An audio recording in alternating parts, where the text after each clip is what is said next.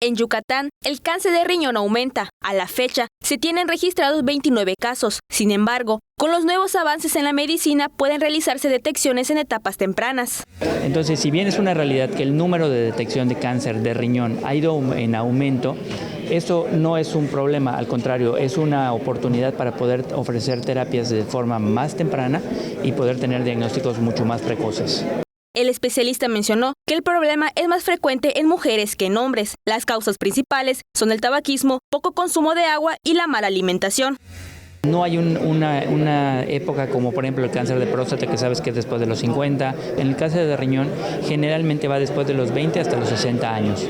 La prevención comienza no minimizando los síntomas y realizando ultrasonidos cada 6 meses para ofrecer a los pacientes tratamientos oportunos.